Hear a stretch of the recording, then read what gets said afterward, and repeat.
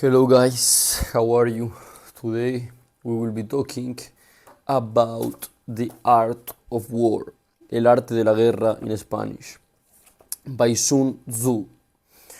So, by the way, if you guys want the summary, there is a summary in the description made by me with the most important takeaways and lessons from my point of view. So, so firstly, who was Sun Tzu or San Tzu?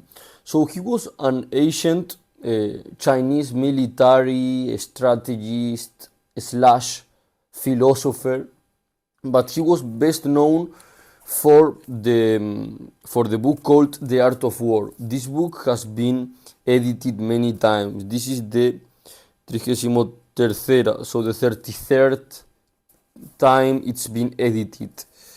So he made this book, and it's basically seminal work on tactics, on military tactics and strategy that he used, and he recommends leaders, etc. So people believe that he lived around the 5th century after Christ. So his teachings has been transcending warfare to influence various fields, including business and management. So Sun Tzu emphasizes on strategy, intelligence, adaptability, and nowadays it still remains highly relevant, demonstrating his profound impact on both historical and modern strategic thinking. So I will mention along the video some of the most important lessons that he mentions along the book. I don't really recommend reading the book. For me it was a bit repetitive. I think with the summary and the lessons is enough, but if you want to read it, why not? It's not too long. However, I will talk about some of my favorite lessons, and you can find, let's say I'm going to talk about 10 lessons, and I will leave in the description around 20 most important lessons. So firstly, he mentions the importance of a strategy, the importance of having a strategy when going to war. So he says that successful military campaigns require careful planning and strategy. So he advocates for understanding the enemy's intentions and capabilities, as well as one's strengths and weaknesses, in order to make good decisions and the best decisions possible. So this strategy can be used in everything, in sports, when fighting, as a game plan, or football, or businesses. The fact of having a strategy and understanding your strengths and weaknesses and the competitors' intentions and capabilities is really important when performing. This as well gets linked with the fact of knowing your enemy and yourself. One of the most famous quotes from the book, it says, if you know the enemy and you know yourself, you need not fear the result of 100 battles.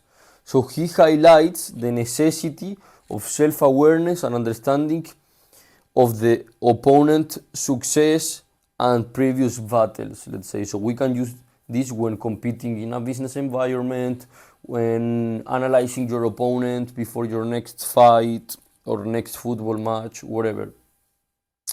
Then he talks about the importance, he really emphasizes the importance and the effectiveness of unpredictability and surprise, the factor, the element of surprise. So when overcoming opponents, he suggests that altering strategies and tactics can help in maintaining an advantage. Therefore, not letting your competitor identify and read your next move. So this comes as well with it gets linked with the ability to adapt yourself. It's like a chess match. Even though you know the rules and you know how to play, you can be really good, but you need to be as well able to adapt your moves according to your opponent's move. Even though if you have a perfect strategy in your mind, you cannot use it for every match because the opponent is going to play in different ways. So you need to be able to adapt. He says that leaders must be flexible in their plans and tactics. So they need to adapt to their surroundings and the enemy movements. Then he touches a bit the fact of using psychological tactics in order to weaken the moral of your enemy, the enemy's moral.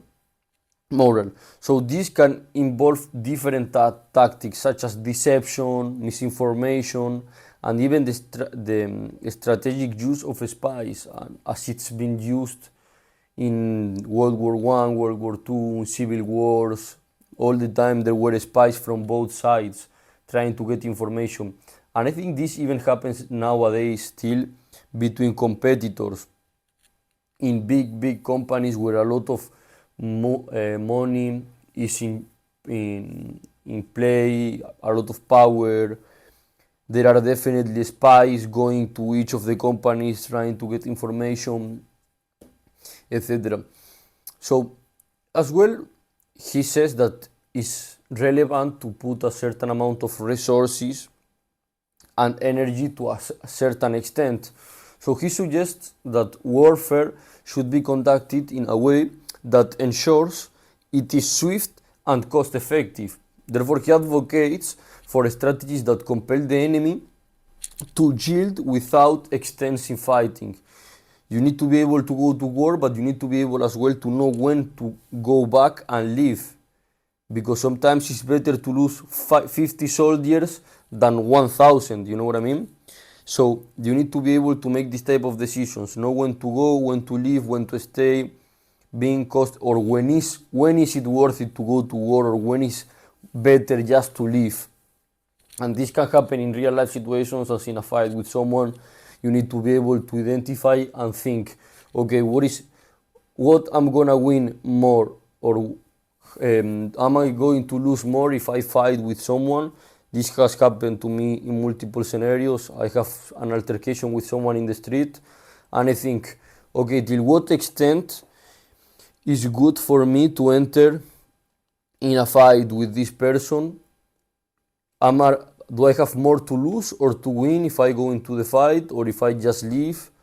So you need to be able to think and understand cost effectively in terms of energy, resources, time, because it's not only the time as well on that moment, it's the time afterwards, you know. So yeah. So Sun Tzu, or San Tzu, or however you want to call him, he says that an effective leader or an effective leadership way of leading is portrayed as central to success. So he says that leaders should be wise, sincere, humane, courageous, and strict. But Sun Tzu also notes the importance of good organization and logistical arrangements. So as well, he mentions the importance of leadership because leaders have the power to maintain a high morale among troops, and this is essential for success in any venture. This can happen in a business environment, in a war environment, in a team sport, whatever. So leaders must manage the spirit of their teams, as the moral can be the deciding factor between success and failure. So leaders are encouraged to act with integrity and ethical considerations, because this will build trust, loyalty among his workers or his army. So these qualities, these ways of acting and being are indispensable in achieving lasting success. One of the lessons that I really like, that I have it and I carry it, I preach, we can say, like this lesson, and have it always in mind, is that Sun Tzu always emphasizes the fact of preparation for any endeavor. So this involves not just understanding your capabilities and intention, but also those of competitors or adversaries. So preparation and knowledge can significantly reduce the unpredictability of outcomes, improve and increase the likelihood of winning, of success, by being prepared. Preparation is the best answer for everything. Always, what can go wrong if you train super hard? What can go wrong if you read a lot, if you work hard in the gym, everywhere? What are the disadvantages of this? There are not many. So preparation, he really emphasizes the fact of being prepared for anything that can come in your path. Then the last lesson I'm gonna talk about that I liked was that Sun Tzu advises and recommends speed and efficiency in decision making and in the execution of plans, as this can keep opponents off balance and unable to respond effectively. So quick and decisive actions are often essential to capitalize on opportunities. The fact of being able to be fast and effective when making decisions and executing on plans. And these lessons can be applied everywhere, in multiple environments: sports, business, military, which it was the original. At the end, any environment where you need to have a strategy in order to win a certain objective or to win something when you are competing with other people that want the same thing as you can apply these strategies and think in this way. So this book, it was quite short. I read it in Spanish. Again, I don't really recommend it to read it. It was a bit too repetitive. Like I got a bit bored, I must be honest. But if you wanna have a read, it's not bad. But again, I think with these lessons is more than enough, and you can get the summary too in the description. I think is enough. But yeah, guys, I hope you like it. See you soon.